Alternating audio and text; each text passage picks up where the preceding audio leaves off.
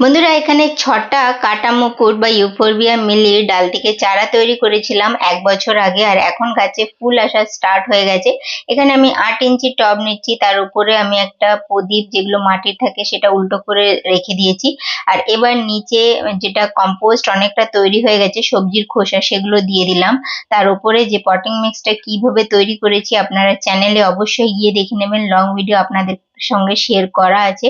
আর এই গাছগুলো কিভাবে তৈরি করেছি বা ডালগুলো কিভাবে বসিয়েছিলাম সবকিছুই আপনাদের সঙ্গে শেয়ার করা আছে, ১ বছর পুরোনো ভিডিওতে গিয়ে দেখে নেবেন। দ্বিতীয় কথা হচ্ছে, এই গাছগুলোকে প্রতিস্থাপন করার জন্য কিরকম মাটি তৈরি করেছি সেটাও শেয়ার করা আছে, তো অবশ্যই গিয়ে দেখে নেবেন। আর গার্ডেনিং নিয়ে ভিডিও ভালোবাসলে চ্যানেলটাকে সাবস্ক্রাইব করে নেবেন। আমি এই ধরনেরই ভিডিও আপনাদের সঙ্গে শেয়ার করি। তো ব্যাস, আমি এইভাবেই কিন্তু গাছগুলোকে প্রতিস্থাপন করলাম। আর হ্যাঁ, কাটা মুকুটের গাছে অনেক কাটা থাকে, যার জন্যই আমার একটু ভয় করে, যার জন্যই আমি এতটা দেরি করে এইগুলোকে প্রতিস্থাপন করছি, কারণ এত কাটা থাকে যে সত্যিকারেরই ভয় লাগে। আর অনেক জিনিস খেয়াল রাখতে হয়, এর প্রতিস্থাপন করার সময় অনেকটা সময়ও লাগে।